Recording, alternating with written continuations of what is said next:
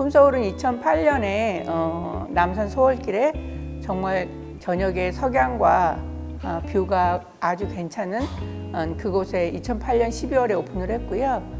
거기에서 코로나 첫 해까지 거기에서 운영을 하다가 코로나 때 어려워지니까 저의 스튜디오 철든부엌으로 철든부엌은 사실 저녁에는 비어있는 공간이거든요. 그래서 거기에서 원테이블 레스토랑으로 하고 있었어요.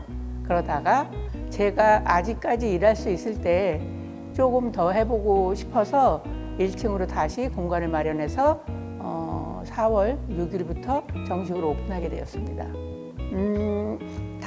다시 오픈한다고 하는 말은 조금 그렇긴 한데 6층에서 이제 6층에는 뭐 테이블도 제한적이고 한 팀만 올 수 있고 그랬던 곳이라서 조금 더 많은 분들이 조금 더 접근하기 쉽게 하기 위해서 이제 1층에 자리는 한 뭐 20자리 정도 되고요. 테이블은 6개지만 18년 동안 늘 그래왔듯이 매달 조금씩 메뉴를 바꿔서 그렇다고 뭐 완전 새로운 메뉴가 나오는 건 아니고요.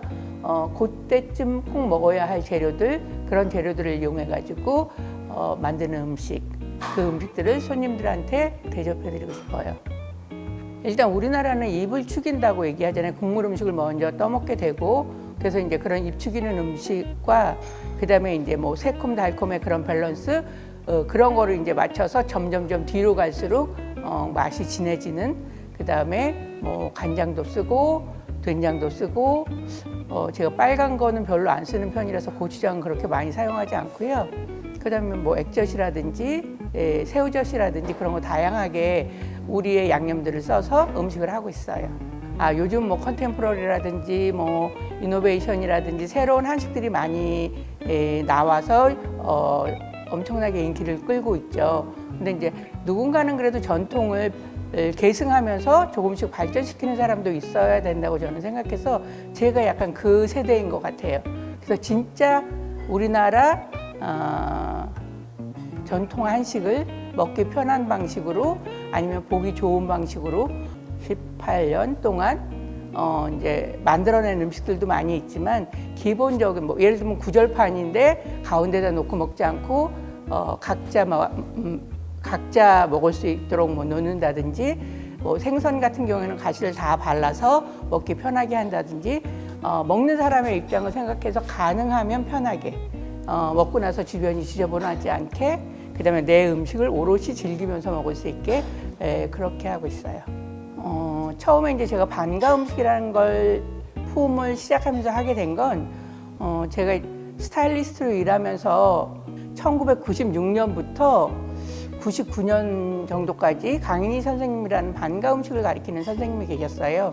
그분이 돌아가시기 직전까지 수업을 하셨는데 그분 수업을 들으면서 또 다른 세계가 있고, 제가 이제 뭐 음식 촬영하러 진짜 많이 여기저기 다녔지만 이런 좋은 재료를 써서 진짜 정성을 다해서 만드는구나, 그런 거를 그때 이제 다니면서 제가 얻게 된 게 그거고요. 그래서 이제 제가 레스토랑을 하면서 좋은 재료가 하는 역할이 어떤 건지 그때 이제 그 요리를 배우면서 깨닫게 됐고, 제가 이제 어려서 시골에 살다 보니까 뭐 그때는 뭐 고기라든가 생선이라든가 이런 건 흔하지 않았어요. 그건 뭐 1년에 몇 번. 근데 이제 뭐 집 앞에 텃밭이 있고 그러니까 거기서 어머니가 금방 따다가 한 모든 게 다 사실 맛있었거든요. 뭐 옛날에 뭐 그렇게 시골에서 바쁜데 막 정성 들여서 하지 못하셨을 때인데도 다 맛있었어요. 그게 곧 재료에서 오는 거라고 저는 생각을 했거든요. 그래서 좋은 재료를 쓰면 누구는 그만 못 내냐라고 하지만 좋은 재료를 제대로 달아서 제대로 맛을 내는 건 생각보다 쉽진 않아요. 그리고 저는 양념을 많이 하지 않는 편이고 양념을 좀 적게 해서 그 재료가 가지고 있는 본연의 맛을 이렇게 도드라지게 하는 거, 그런 음식을 하려고 해요. 남산에서 할 때는 뭐 그거는 그냥 뭐 한국적이다 뭐 이런 말을 할 수 없는 그냥 갑자기 으쌰으쌰해서 하게 된 거라서 뭐 그렇게 못했었고, 그래서 여기는 조금 더 한국적인 공간이었으면 좋겠다라는 생각이 들어서 일단 창호지를 쓰자라는 생각이 들었었어요. 그래서 이제 창호지를 씀으로 인해서 따뜻한 공간을 만들 수 있고, 그다음에 이제 오래된 목재를 사용해서 또 따뜻하고 한국적인 이미지를 줄 수 있게 하기 위해서 사실 저쪽에 있는 저 큰 기둥은 제가 노영희의 그릇이라는 숍을 오픈할 때 목재소에 갔는데 그냥 전봇대에 비스듬히 세워져서 다 뭐 버리는 것처럼 서 있었거든요. 그래서 이제 제가 그걸 2개를 사서 하나는 테이블 가운데다 넣어서 테이블 폭을 늘리는 역할로 쓰고, 하나는 창가에다 두고 벤치처럼도 쓰고 작품을 올려놓는 그런 뭐 작품 전시대로도 쓰고 하다가, 여기에 뭔가 조금 오래된 따뜻한 걸 드리고 싶다는 생각에 저 기둥을 여기에 갖다 세우게 됐고, 그 옆에 선반은 이제 저희가 쓰는 그릇들을 자연스럽게 넣었다 뺐다, 그거 자체가 작품이기도 하고 하니까는 그래서 이제 고재를 써서 이 공간을 더 따뜻하게 하기 위해서 이제 저런 걸 썼고, 그다음에 이 샹들리에는 품에서부터 남산 품부터 있었으니까 15년 정도는 됐을 것 같은데, 그때는 이거보다 더 큰 사이즈였었는데 이거를 이제 사이즈를 줄여서, 그때는 서영이라고 하는 우리나라 진짜 유명한 패션 스타일리스트가 만든 작품인데 그분이 만들었던 거예요. 옛날에 이제 할머니 방에 횃대뽀라고 하는 그 벽에 있는 옷을 가리는, 그런데 덮어놓는 천이라고 해야 되나, 그런 거에 보면 다 수들이 놓여 있었는데 그 수를 다 잘라가지고 수틀에 다 끼운 거예요. 그래서 이제 이거를 먼지 털고 다시 작업해가지고 하는 건 제 작가한테 부탁해도 작가도 되게 힘든 일이고, 그래서 제가 3일에 걸쳐서 저거를 다시 조립을 했어요. 물론 뭐 작가가 한 것처럼 완벽하진 않지만 그냥 또 작가의 오마주처럼 제가 했습니다. 그래서 이거는 품의 시그니처 같은 조명이에요. 모든 식탁에는 센터피스라 그래서 꽃이라든지 뭐 이런 시각적으로 포인트가 되는 뭔가를 놓게 되는데, 오늘 있는 꽃은 꽃 선물이 들어왔는데 이제 그거를 제가 그냥 손질해가지고 한 거고, 뭐 이런 바깥에 심어놓은 꽃을 잘라서 꽂기도 하고 그렇게 하거든요. 그래서 훨씬 더 식탁을 돋보이게 하고 활력을 불어넣는 역할을 해서, 서양식에서는 뭐 늘 센터피스라는 게 있지만 저는 조금 더 생기를 주기 위해서 잘 꽃을 쓰는 편이에요. 제가 여태까지 일하면서 몸이 힘들다는 생각은 해본 적이 없는데, 나이는 숫자에 불과하지만은 않다는 걸 이번에 처음으로 깨닫게 됐어요.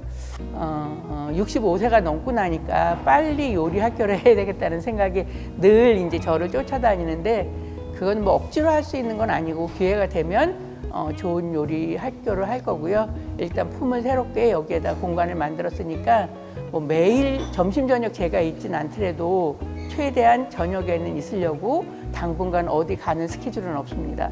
무조건 품에 있을 거예요. 오시면 저를 보실 수 있습니다.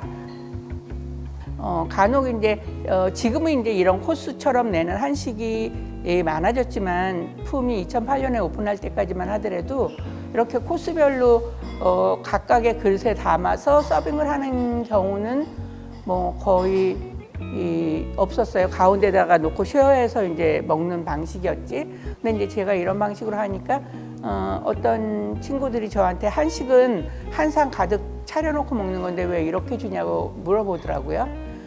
근데 그러니까 양반가 이상의 반상 문화에서는 그러니까 기본은 독상 차림이지만 뭐 아버지와 할아버지가 겸상을 한다든지 아버지와 큰아들이 겸상을 한다든지 그렇게 해서 나 혼자 내 상에 있는 음식을 오롯이 즐기면서 먹었었거든요. 근데 이제 그랬을 때의 단점은 한꺼번에 차려내다 보니까 차가운 음식과 뜨거운 음식의 경계가 없었던 것 같아요. 그리고 한꺼번에 많이 나와 있으니까 이것저것 막 섞어서 먹다 보니까 어느 거 하나 제대로 제 맛을 즐길 수 없었던 것 같아서, 저는 음식은 시각적인 거에 엄청 중요하다고 생각을 했기 때문에 시각적으로 돋보이려면 음식을 조금 담아야지만 시각적으로 돋보이지 많이 담아서는 시각적으로 돋보이기 어렵거든요. 그리고 이제 음식을 조금 담아서 시각적으로 돋보이게 하면서 훨씬 더 먹고 싶다는 욕구가 들고, 그 다음에 이렇게 이제 코스별로 음식을 내다 보면 음식물이 덜 남는다고 해야 될까요? 우리가 한 상 차려져 나오는 반찬들은 손도 안 대고 그냥 버려지는 것들이 많잖아요. 환경도 생각해야 된다는 얘기를 되게 많이 하는데, 뭐 랩이나 비닐을 좀 더 안 쓸 수는 없지만 적게 써보자, 통을 이용해보자.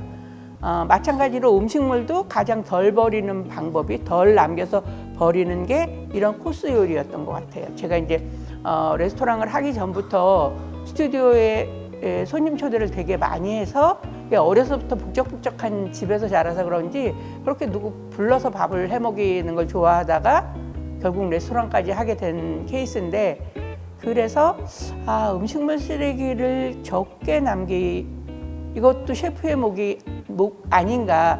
쓰레기를 줄이고, 사실 음식물 쓰레기라든가 이 음식점에서 나오는 쓰레기 양이 생각보다 많거든요. 그래서 이런 걸 어떻게 하면 조금이라도 줄일 수 있을까를 늘 생각하면서 음식을 만들고, 그다음에 먹는 사람 입장에서 편하게, 내가 뭔가 막 노력하지 않아도 오롯이 즐기면서 먹을 수 있는 그런 음식을 만드는 게 지금까지 해왔던 일이고 앞으로도 그렇게 할 거예요.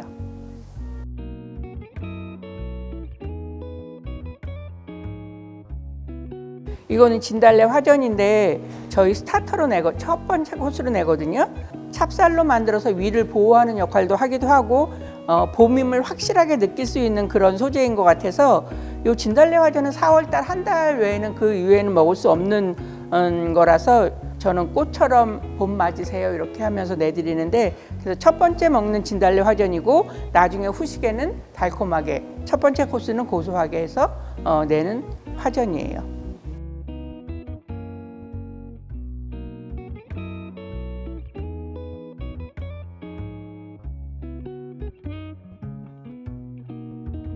이거는 우리나라의 두부선이라고 하는 음식이 있어요. 선이라는 것은 채소에다가 뭔가를 채워 넣어서 찐 거를 선이라고 한다고 나와 있어요. 정의가 되게 조금 저로서는 조금 어렵긴 하더라고요. 근데 이제 그런 두부선이라는 음식이 있는데, 보통 네모나게 위에다가 서기버섯 뭐 이런 거 얹어가지고 쪄서 썰어가지고 초간장이나 겨자초장 같은 걸 찍어 먹었었는데, 뭔가 이걸로 따뜻한 국물 요리를 만들고 싶다는 생각에 연두부를 사용을 했고요. 닭가슴살 아주 곱게 다지고 고소한 맛을 더 내기 위해서 참깨를 갈아서 같이 섞었어요. 그리고 위에 뭔가 이 4월 달에 어울리게끔 파란 게 뭔가 좀 올라갔으면 좋겠다 싶어서 애호박 눈썹나물을 만들어서 위에다가 올렸고, 국물은 닭고기 육수입니다.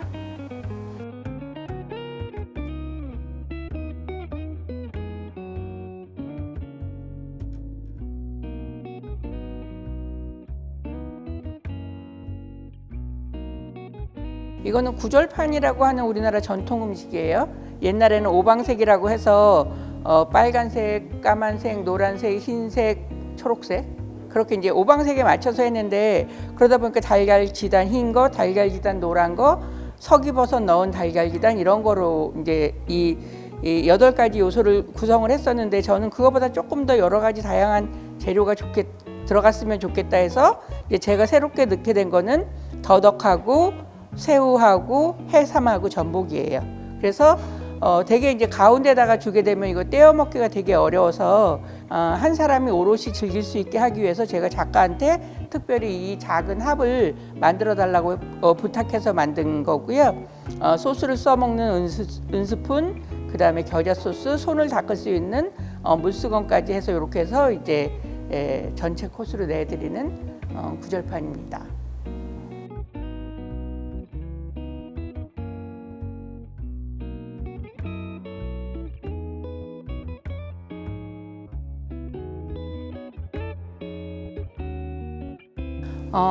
지금이 도미철이에요. 그래서 도미로 회에다가 무를 얇게 슬라이스해서 절여가지고 물기 꼭 짜고, 잣하고, 그 다음에 통 들깨를 넣고 이제 버무려서 담은 거고요. 소스는 양파를 강판에 갈아가지고 거기에다 이제 들기름하고 간장 넣어서 만든 소스거든요. 이제 이 회를 먹으면서 꼬독꼬독 씹히는 통들깨의 고소한 맛, 그다음에 볶은 잣의 바삭한 느낌, 그게 어우러지고 여기에서 처음 선보이는, 품에서 처음 선보이는 음식인데, 손님들이 다른 거는 그래도 여기 품 음식을 아시기 때문에 뭐 다 그런데 이거 같은 경우는 각별하다라는 표현들을 많이 하세요. 각별이 맛있다라는 표현을. 그래서 이번에 새롭게 만들게 된 메뉴입니다.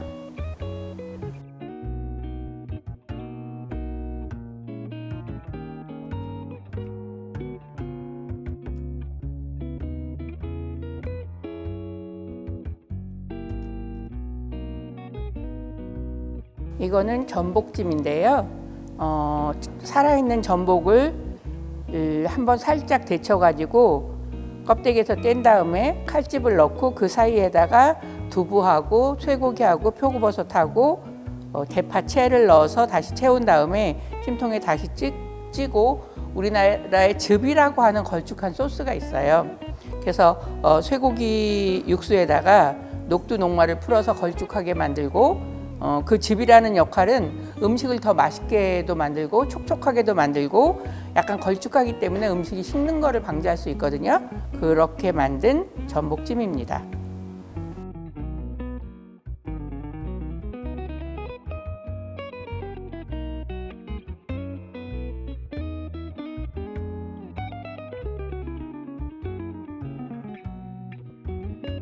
이거는 뭐 품서울의 18년 동안 시그니처 메뉴 중에 하나인 떡갈비구이인데요.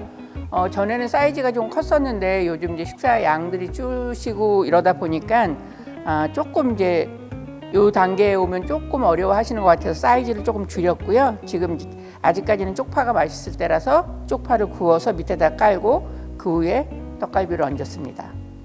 떡갈비라는 거는 본래 어른을 배려하는 그런 음식이었었거든요. 치아가 안 좋은 어른들이 드시기 어려우니까 이거를 다 다져서 만들었던 거예요. 그래서 이제 다시 갈비뼈에다가 붙여서 만드는데 그렇게 하니까 그 갈비뼈에 닿는 면이 조금 구울 때 어렵더라고요. 그래서 저희는 그냥 과감하게 갈비뼈를 빼고 고기는 한우 암소 28에서 32개월령을 저희는 쓰거든요. 채끝 등심하고 치맛살을 반반 다져서 손으로 다 다져요. 다져가지고 만드는 거고요. 왜 이거를 손으로 다지냐고 간혹 묻는 분들이 계시거든요. 사실 이게 손으로 다지는 일이 쉬운 일은 아니에요. 생고기를. 근데 씹을 때 입속에서 느껴지는 텍스처가 달라요.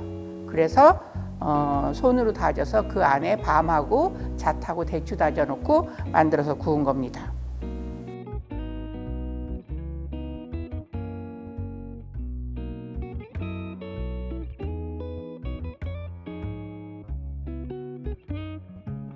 이제 이거는 진지쌍이에요. 제가 왜 진지쌍이라는 얘기를 하냐 하면 그전에는 식사라고 했었거든요. 근데 저희 아버지가 어렸을 때 저희가 어른들한테 식사하세요 그러면은 어른들한테는 진지라고 얘기해야 된다라는 지적을 되게 많이 하셨었어요. 그래서 그게 생각이 나서 진지쌍이라는 이름으로 한국 음식의 마무리는 저는 마지막에 먹는 밥과 국 반찬이라고 생각하거든요. 그래서 냉이 밥이고요. 이건 명란묵국, 방풍나물, 김치, 오이지 새로 햇 오이지 담근 거고요. 그다음에 연근조림. 요 달래간장은 밥에다 조금씩 얹어서 비벼 드시라고 내드린 거예요.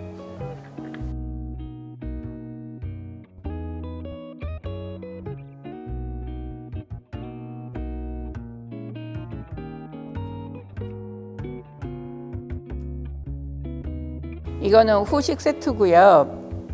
쑥깬떡, 요 까만 게 쑥깬떡이고요. 그 옆에 있는 게 조선 소나무에서 채집한 송화가루를 꿀에 개서 만든 송화다식, 그다음에 진달래 화전. 요렇게 단 순서가 다르기 때문에 이렇게 놓은 거고요. 그다음에 약과 맨 나중에 이까시마시라고 금귤 전과예요. 그래서 지금 차는 지리산 680고지에서 채집한 산목련 차예요.